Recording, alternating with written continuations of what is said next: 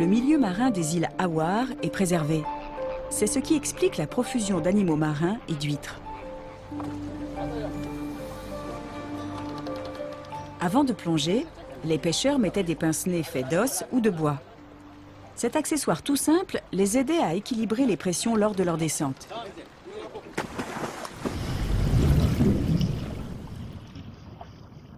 Chaque plongeur était doté d'un panier attaché par une corde.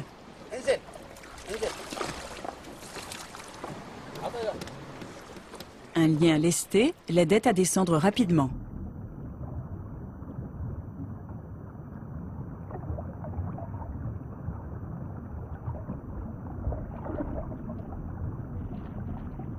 Sur ces fonds marins obscurs, il fallait repérer les huîtres au toucher. La présence d'oursins n'était pas rare. Un geste malheureux et leurs épines se fichaient dans les mains ou les pieds.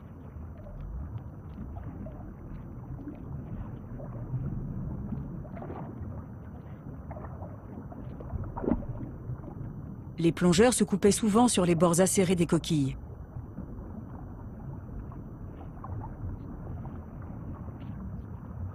Les hommes étaient capables de descendre jusqu'à 25 mètres. Ils pouvaient rester 2 minutes sous l'eau. Ils travaillaient de l'aube au crépuscule en tandem avec leur hisseur. Ce dernier était responsable de la remontée du plongeur, de ses poids et de son panier. Les huîtres étaient mises à sécher sur le pont.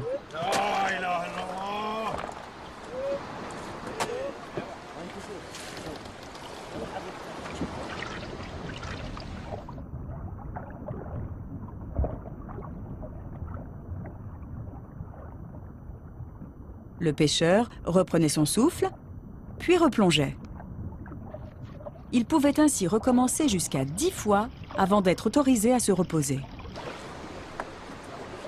Les équipes se relayaient toute la journée et ne s'arrêtaient qu'au coucher du soleil.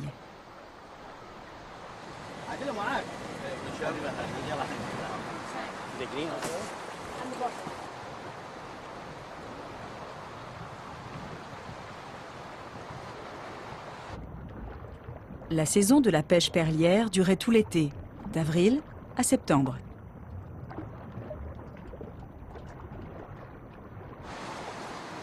Impossible de stocker assez d'eau pour 40 hommes pendant 4 mois. Mais l'équipage n'avait pas besoin d'aller jusqu'au rivage pour trouver de l'eau douce.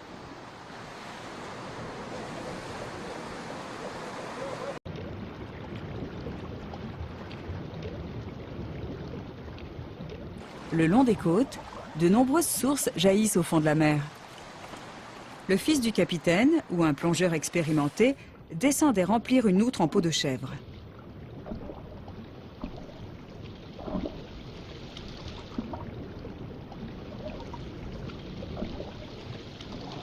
C'est à ces sources d'eau douce qu'on attribue l'éclat supérieur des perles de Bahreïn.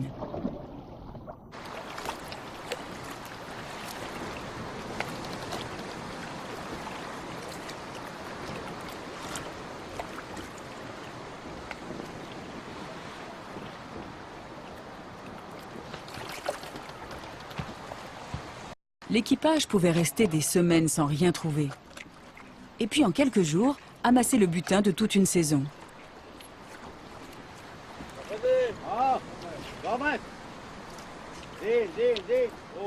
Chaque perle était placée à l'intérieur d'une coquille vide.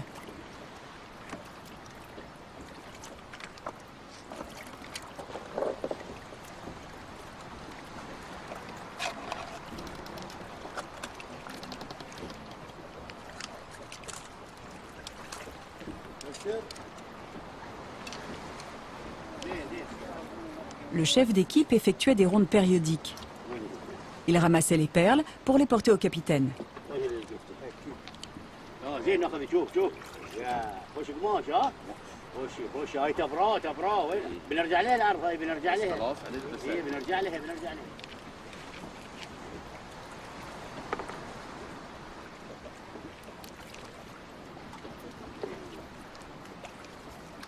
Les précieuses gemmes étaient enveloppées dans un linge rouge et rangées avec soin. Au large, les bancs d'huîtres sont en grande partie intacts. Comme autrefois, les perles attendent les pêcheurs sur les fonds marins. Mais l'allure des plongeurs a bien changé.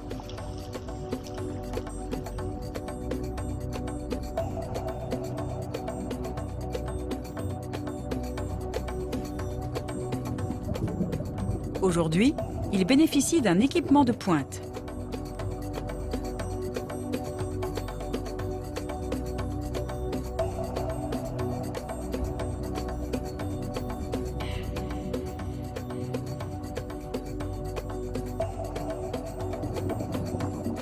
Plus de 400 km² de bancs d'huîtres prospèrent dans ces eaux chaudes et peu profondes.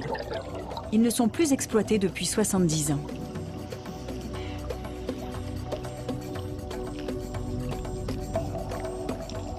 Ces touristes d'un nouveau genre espèrent bien dénicher une reine des gemmes.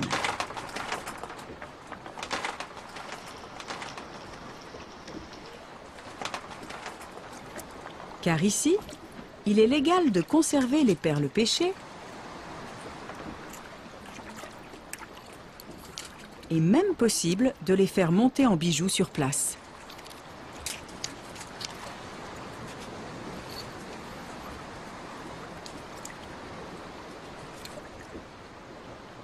Le royaume est resté l'un des principaux centres du commerce des perles naturelles.